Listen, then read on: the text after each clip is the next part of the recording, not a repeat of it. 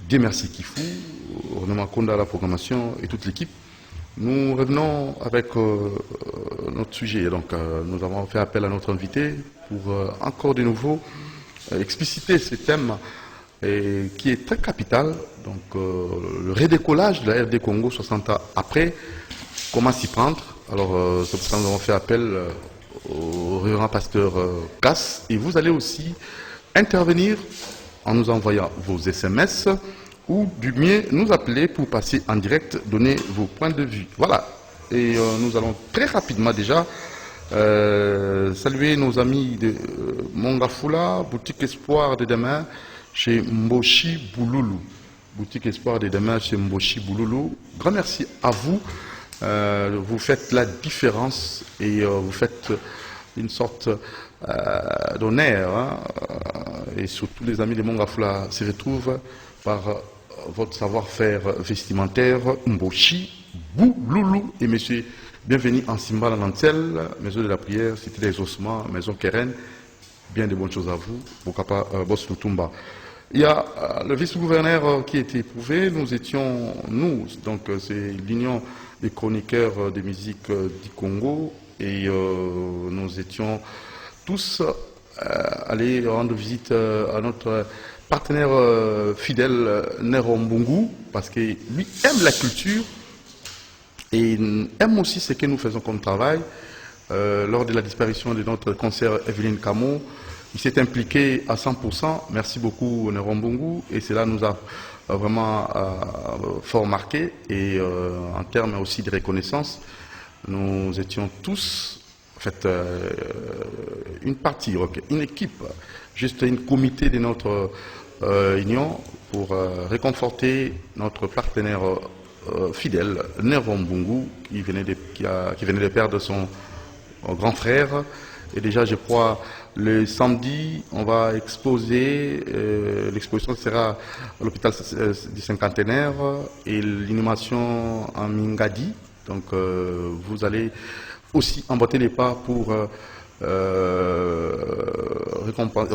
réconforter et surtout démontrer votre compassion et à notre vice-gouverneur. Est-ce qu'il y a moyen de suivre un extrait seulement avant de passer à notre sujet? Juste 3 minutes. Christian Banjolo, vous allez suivre cette descente de l'Union des chroniqueurs de musique du Congo. Nous étions au nombre de 100, parce qu'on ne pouvait pas venir tous ici. Et nous avons juste présenté, en fait nous sommes venus juste pour cet échantillon pour vous consoler. Vous êtes un partenaire fidèle et vous n'avez jamais cessé de nous réconforter. Et quand nous avons des problèmes, vous venez intervenir n'importe quand. Et même si vous êtes occupé, vous nous donnez cette occasion-là pour nous assister. Et cela nous a beaucoup marqué et nous avons beaucoup œuvré dans ces secteurs. Mais un partenaire fidèle comme vous, nous ne pouvons pas nous taire et surtout nous devons à tout prix nous déplacer pour venir vous consoler. Et cette nouvelle nous a beaucoup dérangé. Nous pouvons croire que Dieu qui a donné, lui-même a repris. C'est la volonté de l'Éternel et nous ne pouvons pas faire autrement.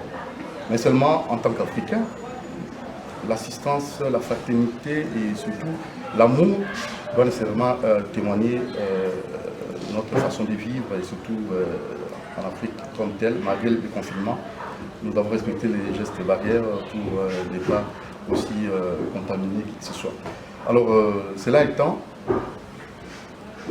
nous sommes allés, on n'a pas assez de moyens, et vous savez, les conditions actuelles, nous nous sommes dit, il faut venir juste avec les matas seulement, pour démontrer à notre grand frère, le gouverneur, qu'il a des petits qui vont à tout prix l'accompagner, même sur le plan médiatique, pour pleurer et aussi rendre un hommage vibrant à notre grand frère qui venait de rentrer là. Alors, comptez sur nous, quels que soient les problèmes, même sur le plan aussi de votre exercice au gouvernorat, nous ne cesserons pas aussi de vous péter une main forte. Donc, l'Union des chroniqueurs est là.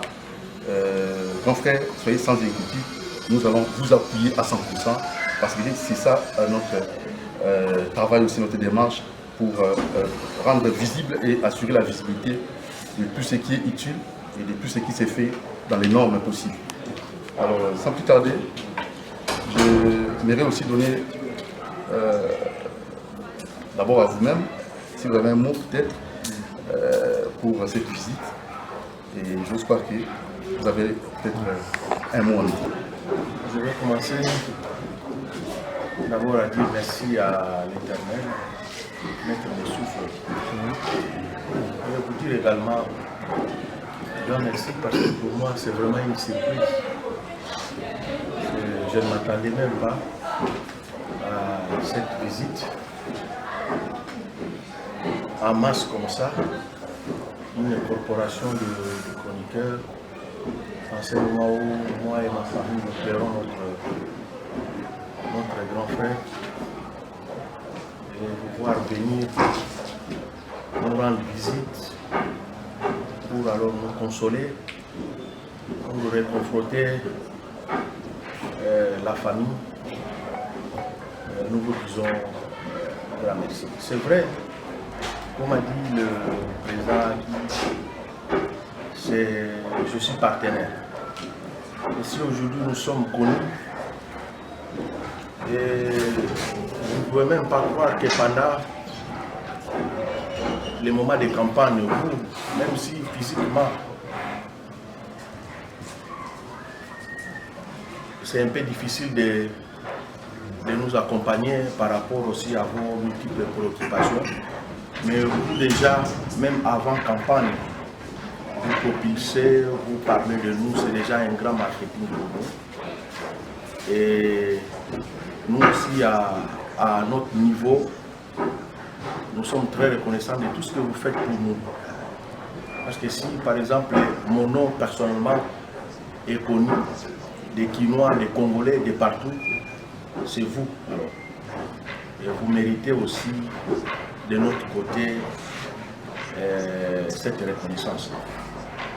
Et pour les gestes, comme disent les Américains, non commettre, ou soit les Anglais, ce n'est pas vraiment un moment de composer des phrases, soit de mots.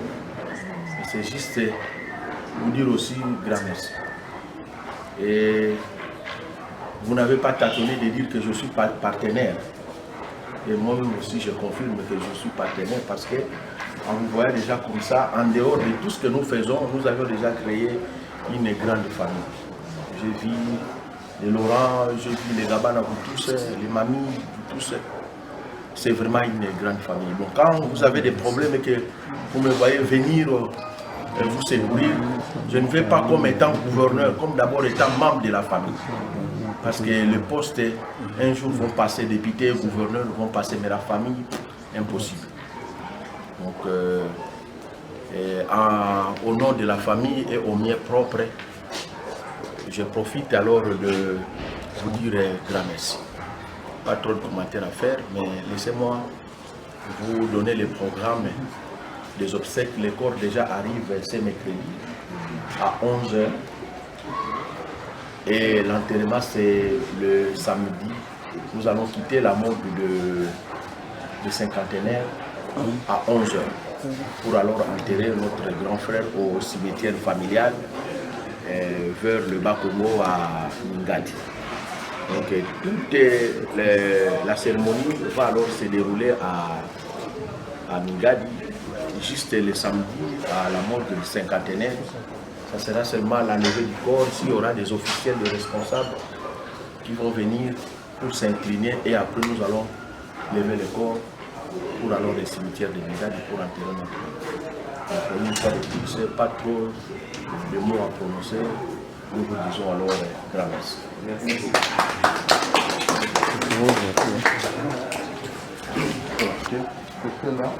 Nous avons fait une modeste contribution juste pour l'achat de pain au nom de la corporation. Merci. Dieu vous bénisse alors. Amen. Amen.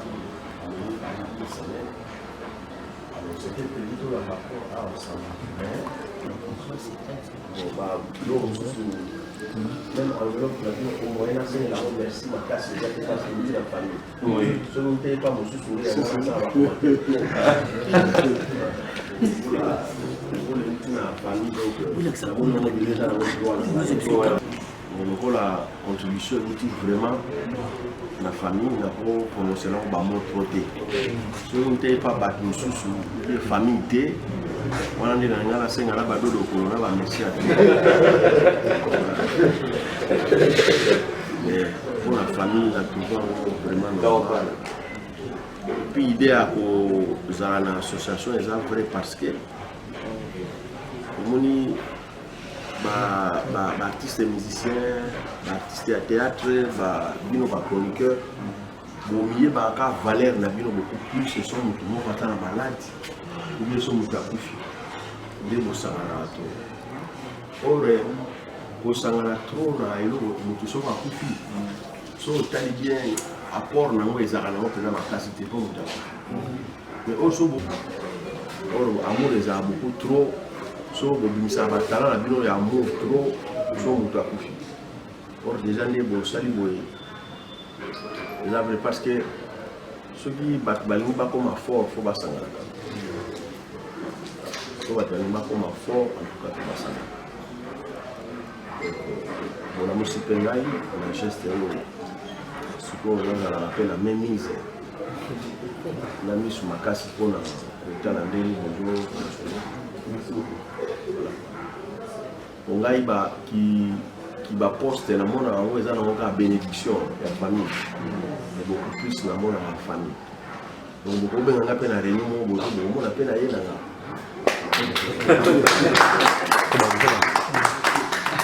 parce que ba retomber à eloko ezala yango donc on est obligé à continuer dans la même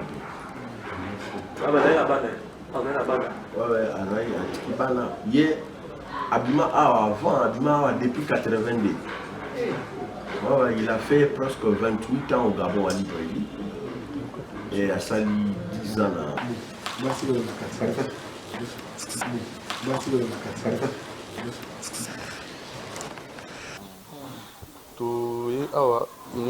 Les chroniqueurs de musique du Congo.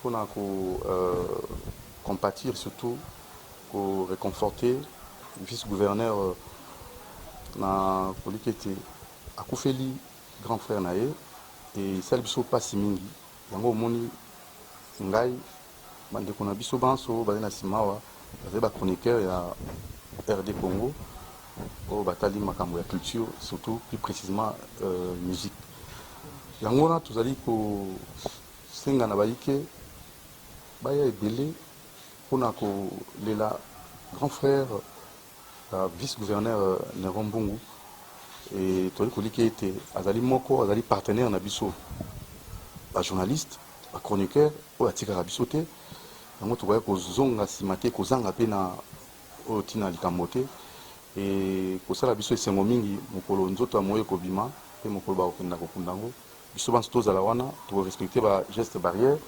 pe distanciation nde tosali awa 1 mètre oyo ete maanso mpenza maleka na aliment.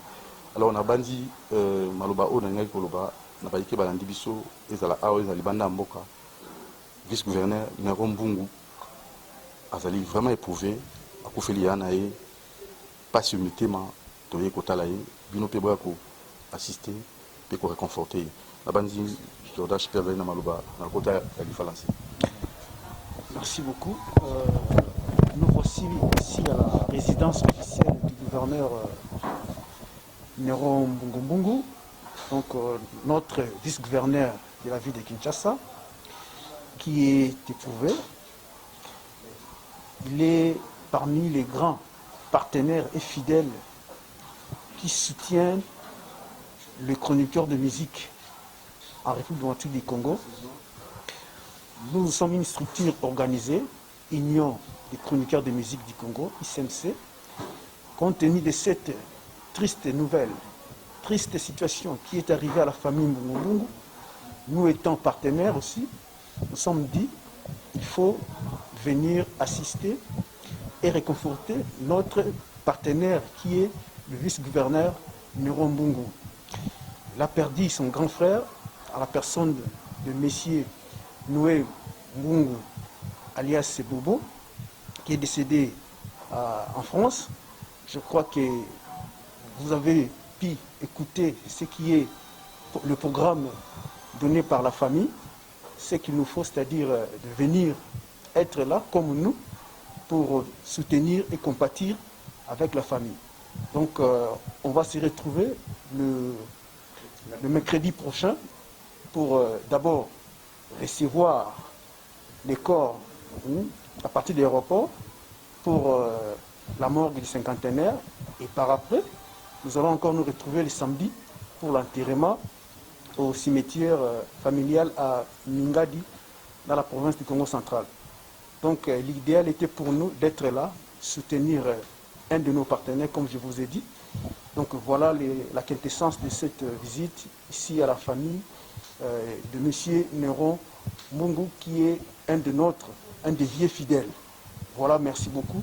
Je crois que vous aurez d'autres éléments d'information dans les jours qui viennent. Merci.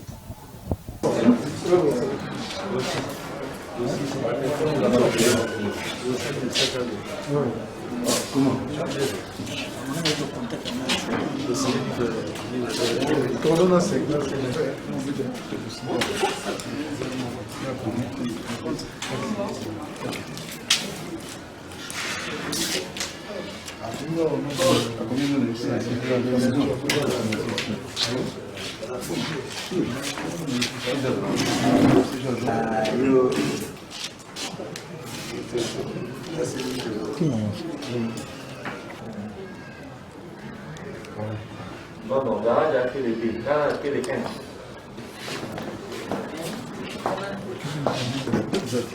Pardon? Date tu non,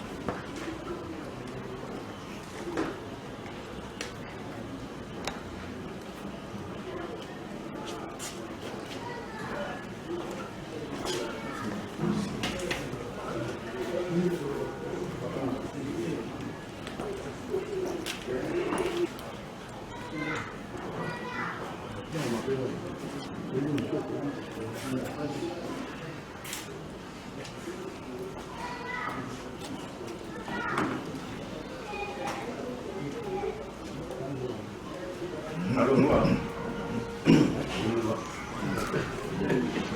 Allô, Noir. Nini? Ah, oui. Oui, Gayane. Oui, Gayane.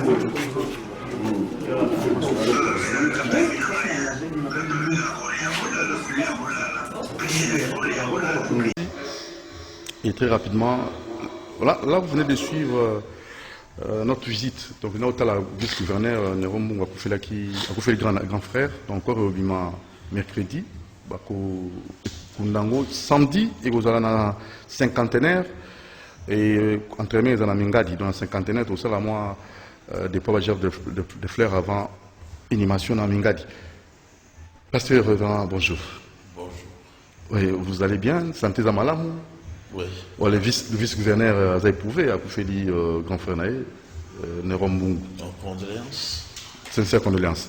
Alors, Zongé Mbango, parce que tout le monde a qui sujet de Bongaki moto après sa port parce que là le redécollage de la RD Congo il faut nécessairement bamakanisi à moko na moko.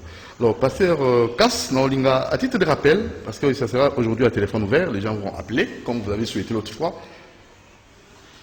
Ndenge nini RDC et que soit redécollage nini auto sengeli ko sala au bandeli ko rappeler pour na batisateur o baye lelo sika o ba otala biso mko lelo et par après pour fond la téléphone pour y caper point de vue à téléspectateur Nabiso. C'est parti. Oui.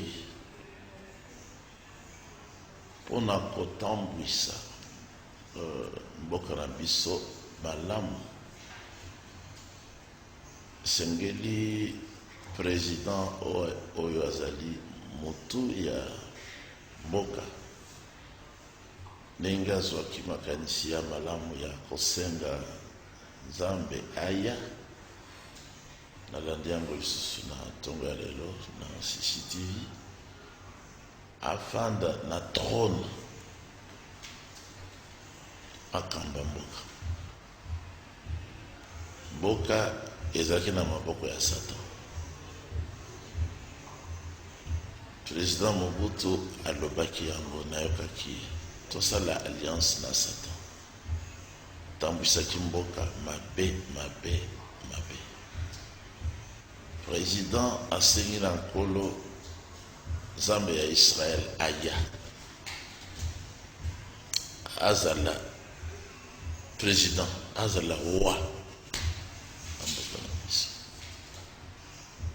Alors Nzambe alobaki polele na roi Shilomo esika nini akendeki kopuize bosengi na ye. Zongela maloba na ngai yango ezali na mokanda mibeko na ye commandement mitindo na baregle nyonso kotia yango na misala kolongola na mokili banzambe ya lokuta eloko ya liboso kolongola banzambe ya lokuta na mboka na biso banzambe ya lokuta bakolongola kopekisa bango bateyaka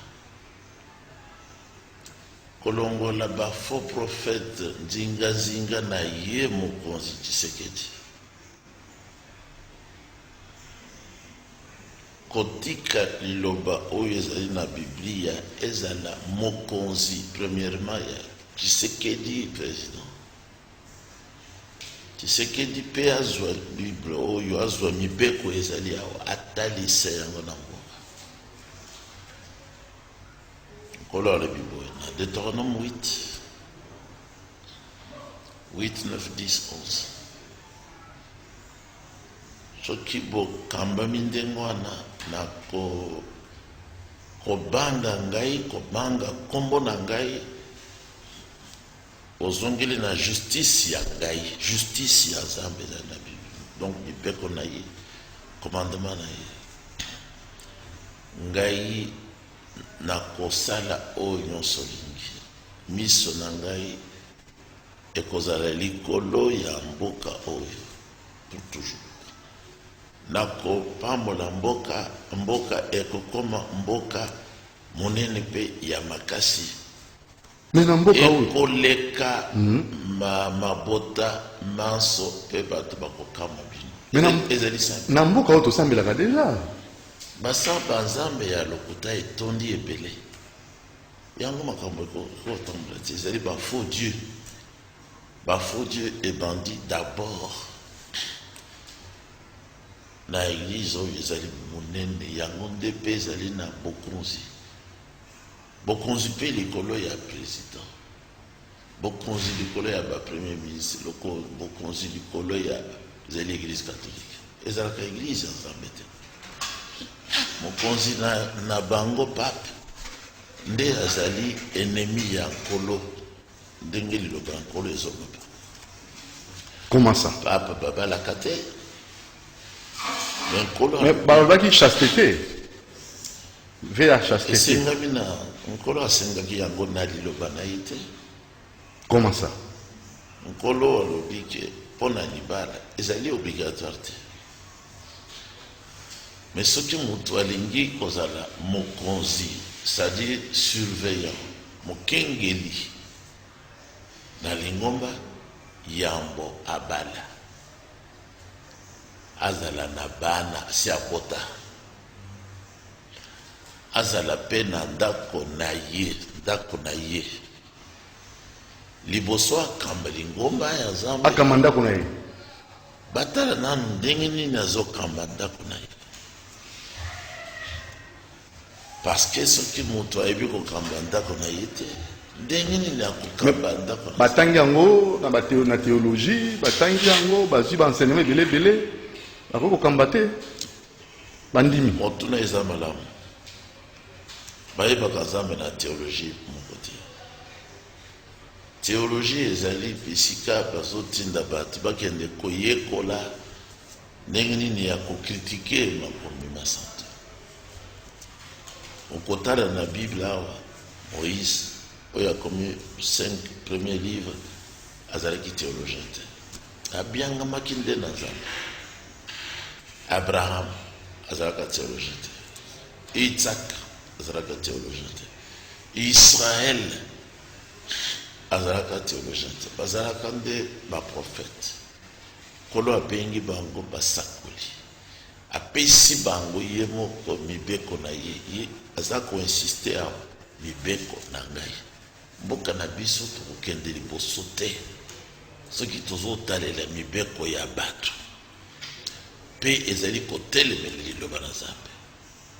Nzambe akosala eloko moko te mpo nzambe asala quelque chose ye alobi boye oyo alingi ngai akobatela maloba ma ngai nakolinga ye nakoya epai na ye tata na ngai mpe ndako na ye kokoma ndako na biso. Donc secret ya décollage mpo mboka ekende liboso esengeli tosala mosala na nkolo na ye tosalaka na ye te banda 60 ans dipande de 30 jours bientôt 60 ans et voilà très bien tozali kosala na ye te kasavubu eske kasavubu azalaki mosala na nzambe kasavubu abomi lumumba bato mingi bayebi te asali boye lumumba azalaki moninga na ye mpe abomi ye. Comment ça abomaki ye oyebi yango c'était comment kasi bazalaki koswana bazalaki na conflit kasavubu azalaki président lumumba premier ministre babandi kaka mosala lumumba azwi bato na ye ye kasavubu azwi bato basali nini tribalisme lumumba atindi bato ya batetela mingi na poto kasavubu azwi bakongo kotina ministère yo omonaki esika yango abomi omonaki yango esika abomaki nayoki histoire na histoire nayoki histoire mais ça reste à vérifier. Vrai témoin oyo azalaki président ya baévolué Kalonji Mulopwe apesi litatoli d'abord na conférence nationale souveraine wana ngana landi yango mais apesi historique clairement maye oyo nazoloba na télé. Donc 60 ans bientôt tambolaka na yesu te dépendant na biso kasi mo azali catholique moto oyo azali catholique azalaka nde na zabolo. Oh. nazokosa te ekomami na bible ozali catholique ozotambola na bachapelet ozotambola kosala boye ozali kokende na mese kofukama ozokende kotala basango tout ça bango bazali basali ya nzambe te bazali basali ya satan wana ekomami na bible. Mosala nzambe ya solo nde nani? mosali ya solo ya nzambe ayaka na liloba na nzambe ezali aho. Il faut que l'évangile est en manger l'église. napesa un exemple ya moke ekomami na 1 Timothée 3 na titre 1 verset 5 olingi ozala évêque toza na baévêque boni bamosengo bazalaki awa mamalula bazalaki n'est-ce pas lelo toza na soki imbongo ambongo baévêque basurveillant ozala nanu obala bango baza bacélibataire balingi te Donc, babala. ngai te loba mboka oboyi ve ya chasteté. Liloba oboyi ve ya chasteté. kozala chaste d'abord nayebi bien signification wana te il faut kozala mosantu. En lieu place, il y a kozala chaste. kozala chaste nde nini nayebi te kasi bango wana balobi ke bakobala te me basi azwaka basi donc wana nkolo alobi na liloba na ye bahypocrite boyoka bango te nkolo alobi ouvertement Timothée. Mais là, pasteur sikoyo. Na pasteur sikoyo église pasteur ni ozali kondima. Pardon? Pasteur ni ozali kondima. Po pasteur obalaka. Otulinga nini? Pasteur ni obatoi kondima. Parce que toluka nzambe ya il faut kondima. Quel pasteur? Pour pasteur ni solo komona bango kaka pamba. Kasi fona loba vérité. Loba vérité. Foko loba bato oyo bateyaka liloba ya solo ya nzambe. Ezali banani? Bazoteya lokola Abraham. Nani yango? Parce qu'Abraham nde tata ya kondima. Nani wana? Pasteur yango? Lokola pasteur Branham. Branham. Oui, il y a autant nkolo. Est-ce que l'église va branhamiste nde yango? Te! Lokola Judas atalaki pene na mutu ya solo Christ. Na milieu ya message tozana ba Judas ebele encore donc pour la peine surtout que wapi il faut que soki olingi ozala sima ya mosakoli Branham tala bato oyo balandi message ya Branham na bosolo ndakisa bato wana bandimaka libala ya ndongo bato wana balobaka te ke Christ asi aye bato wana bateyaka bakake sambo te. C'est-à-dire bazali libanda ya Bible te bakangami na kati ya Bible ne batwana biso bato oyo baza na ngai tozali na Amérique tozali na France tozali un peu partout et pas na biso chaque province tozali kaka biso nde totikala na molongo wana nzai mpona kopesa réponse na yo yango wana bato nyonso bayaka kosala na ngai débat y compris bato ya régili y compris batu ya Shekina. Pona nini? Baso kosa batu ki bazali na sango, mais baso ndimate bazali nde ba catholique. Bazali ba protestant, bazali ba kimbangiste, baye na makambwana. Oh, message oyo Branham ayenango yango. Ko bakisa te kolongola te. Donc yango nde soki balantolani nzela wana nde RDC bozwa décollage. Mais tout à fait. Vous avez su, pour te faire la téléphone quand même. Tout à fait. Tala. Frère Nabiso Evald Frank allemand. Yenda yena message oyo epa Nabiso. Tango tozoki na losambo na rigini alobi na ngai boye pembeni ya hôpital ya Kitambo. Alobi frère Thomas, frère Pierre. Bindu nde bokoki kokamba mboka oyo. Alobi nde wana mpona nini? Parce que tango asengaki biso te ya kosala mosala oyo azosala kuna ya kosala buku kotraduire message kopesa bato amoni toye kosala atindeli biso mbongo ata marque moko te bango bazaka bato ya Dutch mark ata moko te mais à côté to organiser bureau tosali mikanda oyo azosala kuna toreproduire yango awa alobi na bafrere mosusu ya rigini oyo bayaki bamosusu baza kokombatre biso omoni makambo bafrere oyo mibale basali nzambe nde asali yango pa ngai natindeli bango moko te tala nanu mutuka ya mercedes baza nango donc bino nalingaki nalobaka ezalaki mutuka ya Kalonji Mutamba ye premier président de la conférence nationale, premier sénateur après les Belges, Kalonji Itzak. Il y a ça qui n'ont pas de mais mutu kanaye asombela ki mwasi naye mwana naye o azote nangai nde azwaki yango alobi ifona mema osai na Nzambe na mutu ka yango merci ya noir ya kala wana izaki bien yuna kati na kasi alors hormis makambo lobi ya osambela ni surtout ko sala po redécollage à RDC Salem il faut kotika lokuta kotika politique eh ba parti politique elimwa ba parti politique c'est kufa elimwa c'est comme ni kotika la royaume tozonga ndenge tozalaka nani roi toko ko président ou ezali sikoyo soki andimi liloba na Nzambe tosali akomi roi mais kimi ekota sinon humanité balobi ke majorité eponi boyete mais kazo bazo bonise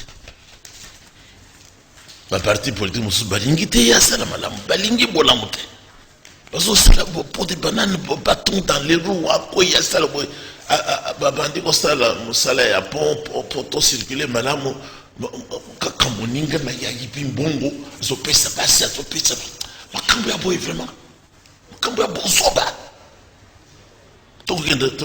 ils en ont un tribunal mutu wana pe azali na oyo parti politique na ye aso pesa makanisi na ye wana babe na batu na parti politique na ye ata soki démocratie na bino continue balongola yango oula donc siko na ya tayini kuna atayini ya kibi mbongo aso empoisonné pe bato na salle d'audience non aux en a prévité mais le baki aux en a prévité ti banquette c'est les manano wana ezali politique pose la tribunal wana ezali politique c'est 5e procès ezali ko sala soki Nzambe nde azo diriger mboka ya amenacer ba juge kanga ye soki seye esika auti ya kuti wapi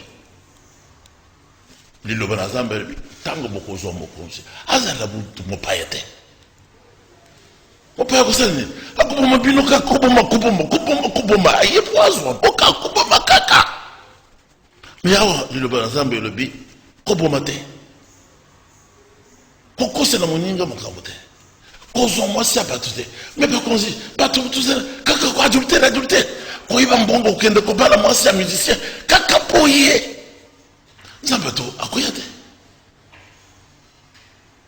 mwasi yango kota autaki na libala na Brazzaville kolongwa kokoya kokota libala awa kolongwa bamibali yango mpe bazobala ye kaka ozobala ye ozosala adultère mwasi alonga na libala akoki kokota na libala mosusu te ndenge eloba na Nzambe elobi alors ezali bacrime pose la justice ça mosala baligation ezala te pasteur Kass alors ye alobaki soki bozobenga mwasi na ngai nakotia moto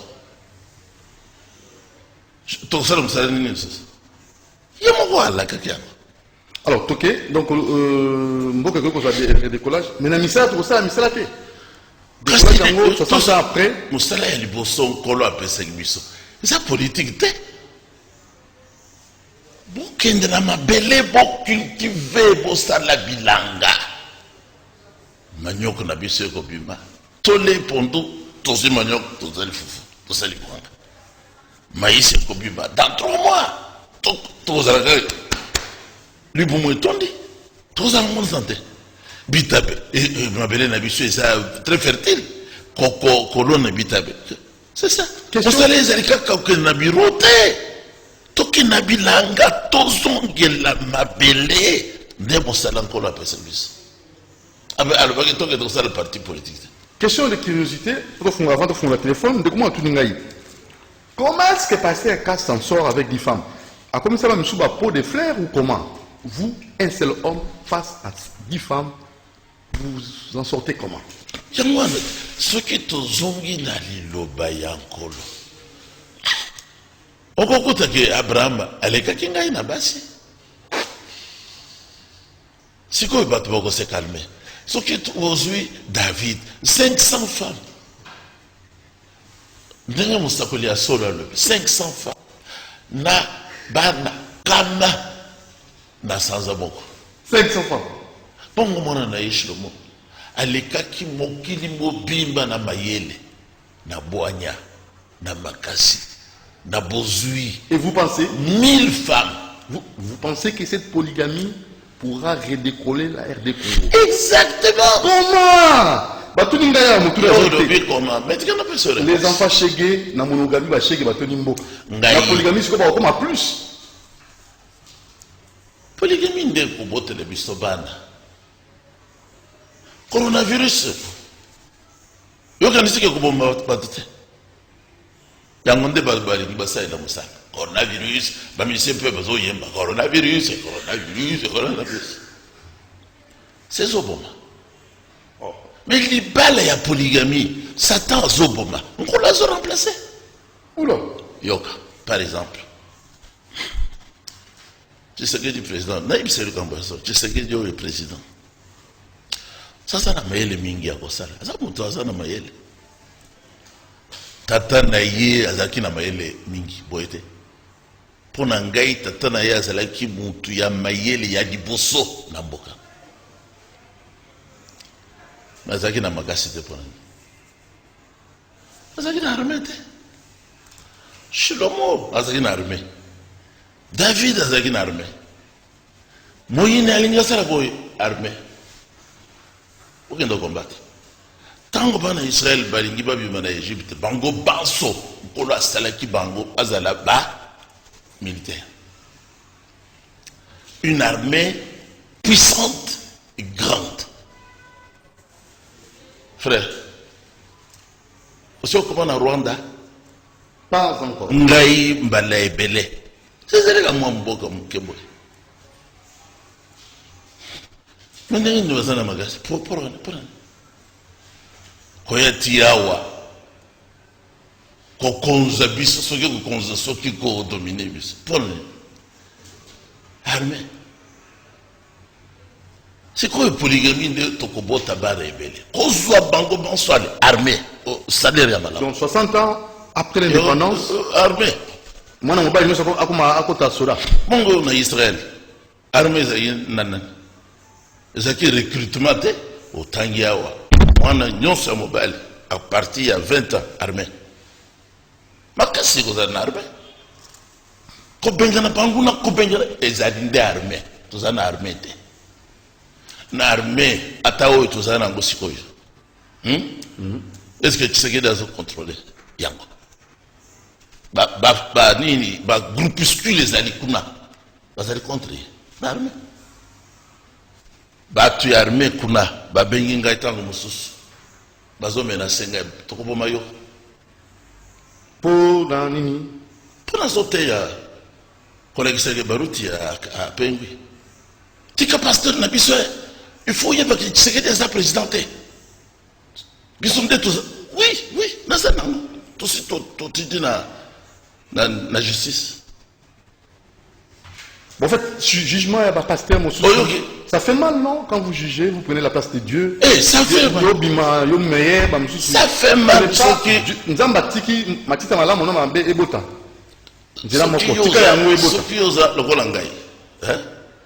sais des discussions na frère King. Est-ce qu'il y a un Syrie? Est-ce que l'on a un constat Yubitumba? Pourquoi? C'est la liberté, chacun doit dire ce qu'il veut.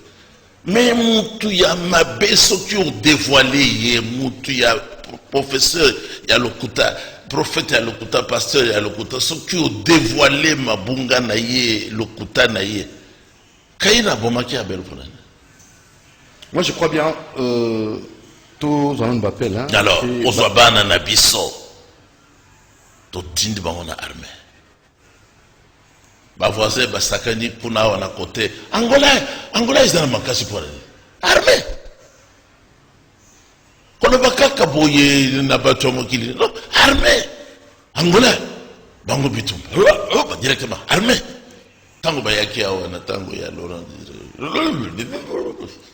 directement ba déboulonné ba oui bazaki na bakongoti na Mwanda na Boma dans quelques heures ba comme que cette image ba bazo pembe pas na biso ba longoli ba rwandais nyos ba yaka armée Amérique ezana makasi pour une bazo banga Amérique pour na Trump armée secret zalinde armée. Voilà, tout un message Nabino pour un redécollage à RDC, proposition lignée au Sala, et en rapport aussi, au pasteur Kassaouti Koloba, une armée forte congolaise. Hein? Donc, l'ingénieur sur la armée, na âge à 20 ans, et aussi, tout un système à royaume. Donc, que pensez-vous au routine de SMS? Na numéro Oyo, to bengi oleki en direct, mais on aurait souhaité mingi zaba SMS de aux appels malamu mingi. Batindi testo moko awa, je crois c'est alors on a dit 5 sur 5, monsieur Moshi Bouloulou, alors on a dit qu'on a armé na boutique Espoir de demain. Alors est-ce que est là possible au pays ça va adresser l'église là? Na Mboka. Voilà. On a Kinshasa, Tosali a venu Kabinda, à côté de Point Victoire, église primitive. Na Matadi Tosali na Soyo, na Ngomba, église primitive, pasteur responsable avec le frère Emmanuel.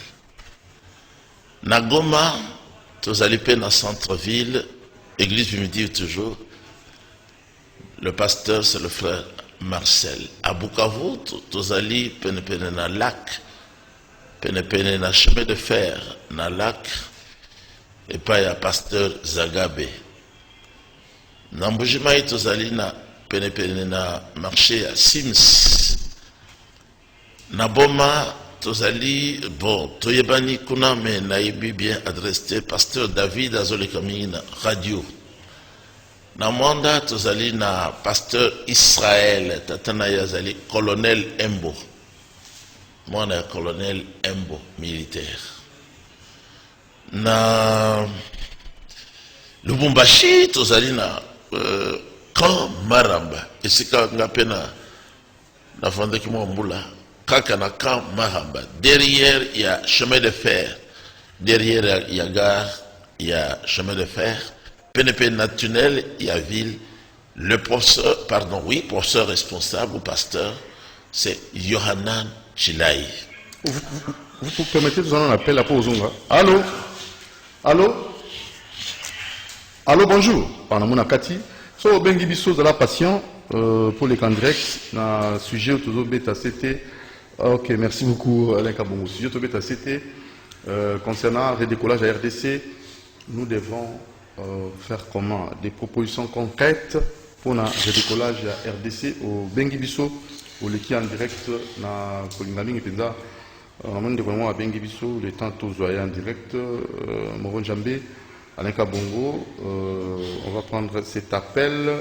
Voilà, on va les prendre en direct. Voilà, allô, allô. Oui, bonjour, Bengi Bisso, et puis comment? Oui.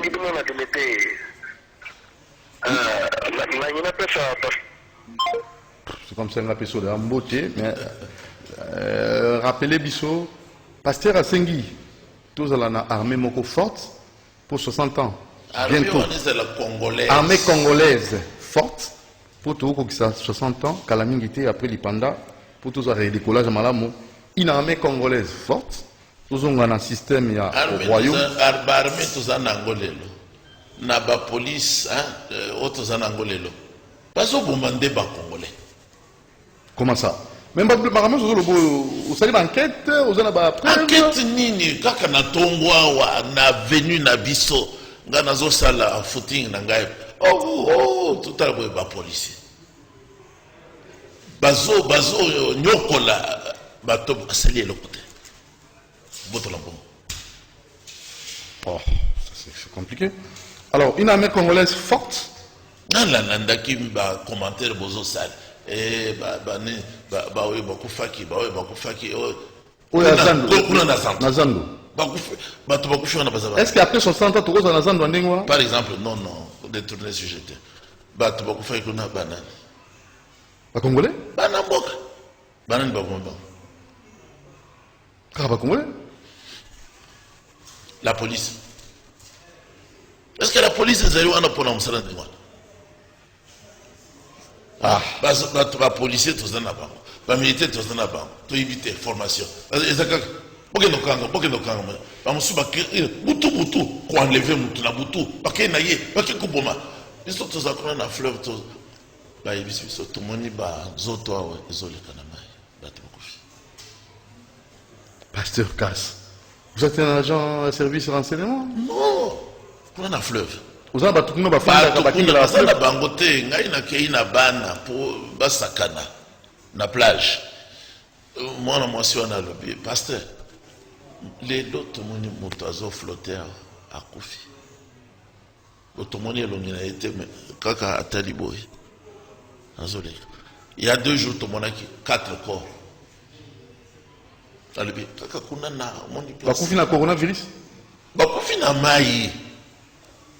C'est pas pour moi que bato baké ko baka na mai. Yo ebito mobuto za ko bwaka bato na mai. Témoignage binonde bola kisa tient na télévision. Batena hélicoptère, hélicoptère les autres tournés, bah pour qui battent na mai, wana la soldat. Mobutu sabo makimingi. Est-ce que ça m'a dit na? Alors 60 ans après. Yemoko Mobutu a dit, même si nous voulons faire l'alliance avec le diable, nous le ferons. Maintenant, que faire pour tout ce redécollage? Faut que ça me aille. Tout ce que les mipes ko yanga atabakonsi. Batika kimuibi. Batika kosa. Batika kozobasi abati. Oza mukonzi. Hein?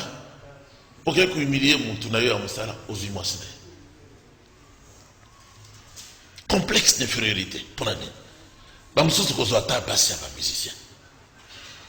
Bamuni kaka mwasi azo yembe boya azo za ko kende kozwa ye. Kende kozwa mwasi wana.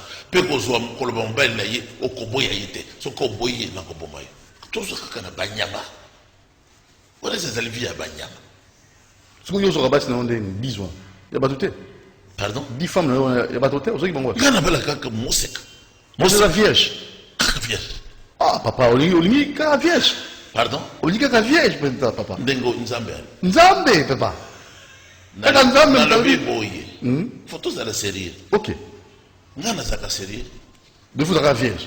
Attends, on a zagi à l'université. On a zagi sérieux. Pour discuter avec un professeur. On a zagi très sérieux. Un étudiant très brillant.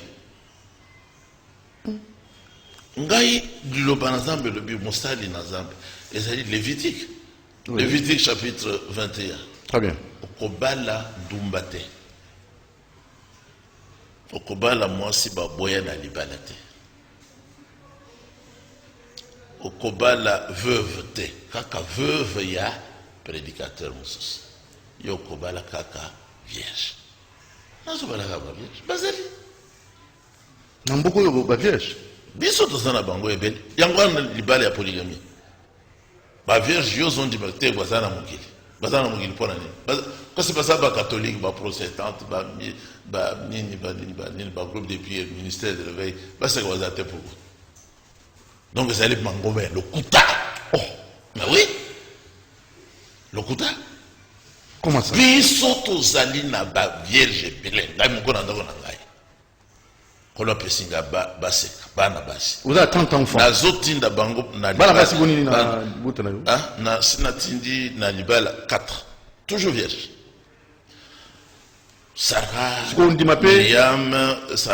Myriam, Elisheba, Elisheba, Kota na ibala. Omoni frère oya kosala musala shamba. Alinga kienda, alinga kabala. Mwana ya misa. Vierge. 20 ans, vierge.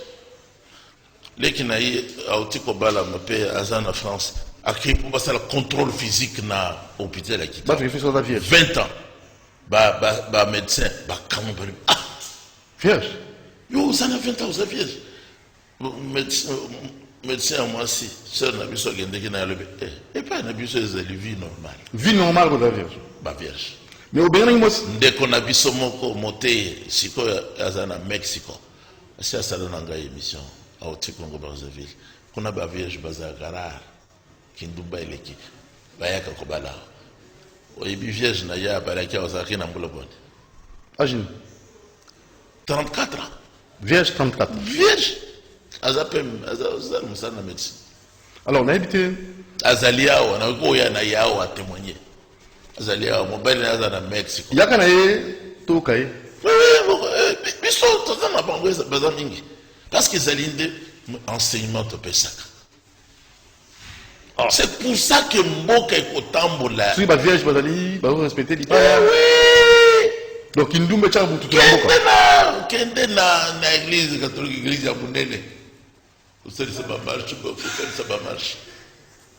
Mais ça, bon balingi liberté, balingi kolobela pe, balingi kosunga ko basi wana bazalaka kuna ba mamelo. C'est pas que komi kokima ko.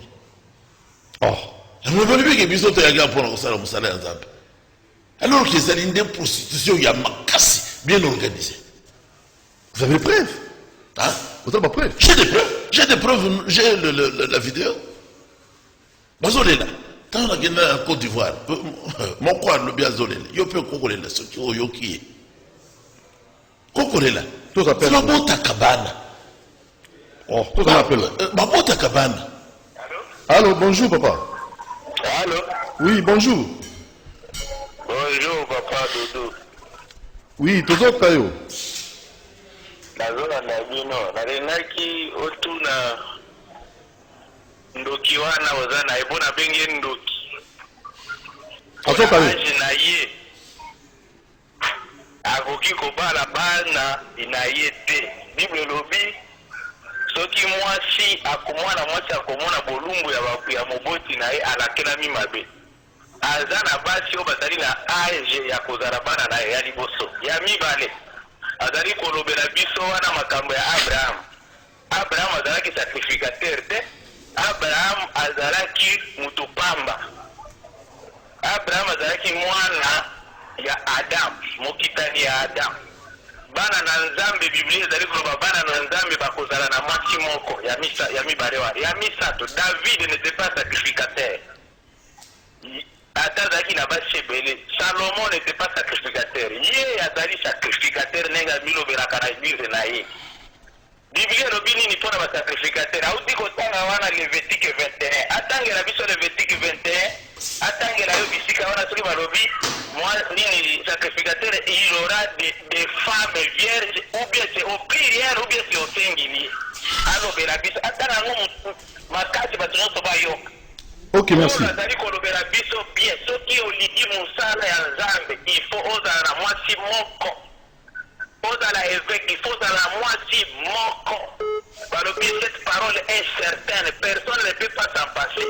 Atangela biso Lévitique 21 wana toyoka biso nyonso ndenge tozali kolanda soki balobi sacrificateur akobala des femmes répudiées te, des femmes oyo balobi des veuves te, ou bien des femmes non, comment ça s'appelle, ba déflora bango te, ou bien c'est une femme.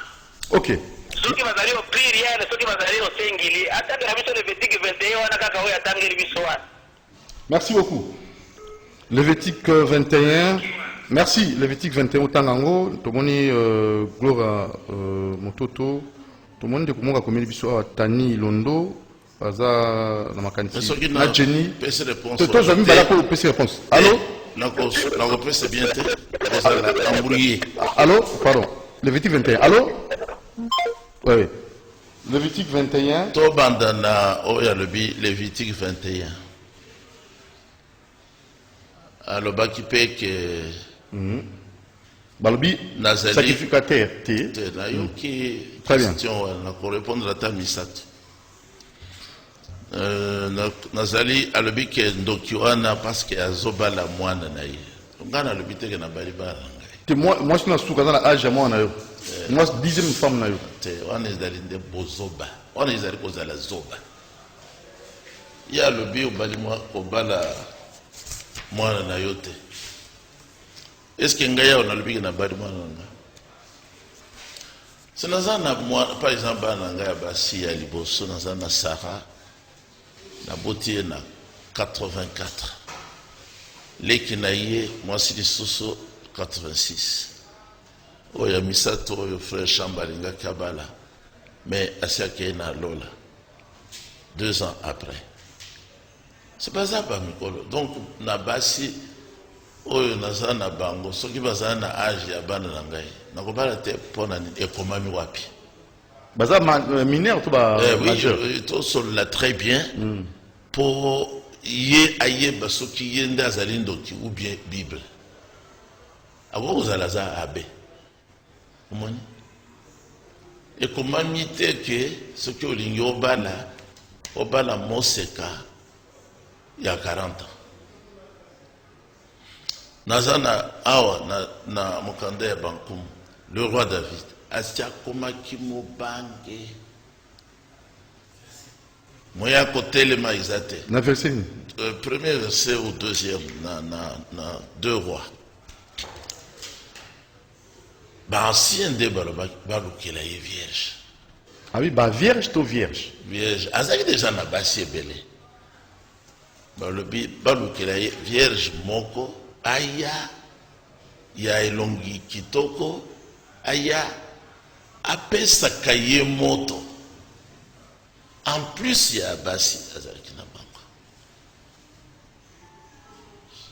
Sikoyo na continuer na Lévitique pardon alobaki ke ekomami soki olingi kosalela Nzambe na ba vierge to na ozala na mwasi moko te alobeli kamwa ozala na mwasi moko wana ya Lévitique na korépondre pe ekomama wapi ke soki olingi kosalela Nzambe obala mwasi moko ekomama esika moko te eloba wana eza te. Il y a des gens qui juriste, Moussousou, ce qui est si bon, qui a commis de défendre. Les autres mitrins sont au Canada. Les autres mitrins sont au Canada. Alors, Lévitique 21. Et verset où il y a Zobongola, où il y a Zandokita, Zobongola, à Salikindoki. Vous allez 1 Timothée 3. 1 Timothée 3, Totanga Yango. Pour donner la souka déjà. 1 Timothée 3 est le bité. Bref. Si tu veux être serviteur. Mais si tu veux être évêque, il y a ce moment dans la classe. Il y a une différence entre évêque et serviteur. Paul Azaki serviteur. Il y a mon aîné. Est-ce qu'il y a Balaki? Mais Azalaki apôtre. Mais évêque t'es. Évêque Azali Moto yoba apôtre batiaka na ville a surveiller bateau yoba yena kondi. Azali évêque. Au moins par exemple Moukoun. Ami bien évêque. Il faut là qui s'appelle Oya Tchaki Azala évêque. Moni, Gana za évêque. Mais dans le bagate, il y a un évêque. Mais dans un monto, il y a lobby, par exemple, le Val Sang. Il y a un peu de Moussa. Ok. Alors, c'est quoi Lévitique 21? Et quand même dans Lévitique 21, que Moussa, c'est quoi? Sacrificateur. Oyo Azali, ko manipuler, monter à Zam, Peko Kabolabile. Moussa, c'est un sacrificateur. Akoui kobala ndumba te, akoui kobala veuve te, mais akoui kobala peu veuve ya sacrificateur musus nandenge makambo ya mukuna na lobi mazaki na droit ya kobala mwasi wana parce que alingaki mais elobami te ke abala vierge moko non il y a sali classe malamu te attention ki balobi une vierge elingi koloba mwasi wana aza la vierge. Pour nous comme ça, de vierge,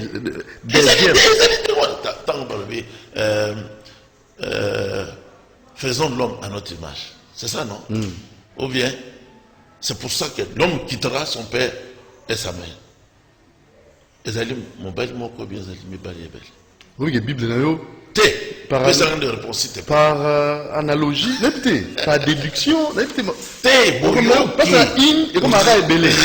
révélation des angibato. Oui, comme ça, l'accomplissement.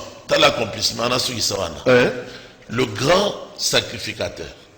Le grand sacrificateur. na nombre 31. Eleazar. Nzambe apesi ye 32 vierges du coup, 32 vierges apesi ye. Yo pose bon. Alors le numéro de téléphone Kolopate yo pe uzibon. pour l'andi Bible. Ezali lisumuté. Mais kaka ba vierge. Alors on va singa ndeko Mais alobaki, Nzambe alobi. Bouti na basi ebele. Mais na moni kuna bozana basi musu basi ba yebi mibali. Bobo mabango botika ba ndongo pona bino ba vierge. Ok. Akaboli ba vierge. Merci. Numéro de téléphone tous 099 99 199 58 0 9 4 fois 199 ciment et puis 5 8 numéro il y a téléphone il y a humble prédicateur Pierre Kassamba Kane. Merci beaucoup. Redécollage à RDC. Tout ça la pose ma cantina. Mino papa au bengi biso sur le canal plateau. Ata lobby yaka au pesa ma cantina. Na boutique Espoir de demain chez Mboshi Bouloulou na arrêt armé. Mboshi Bouloulou. Merci Nanengo Pessi Monga Fula. Orientation sur le plan vestimentaire. Merci Pasteur Kass. Merci na monsieur bienvenue en Simbala Nansel. Boss Lutum.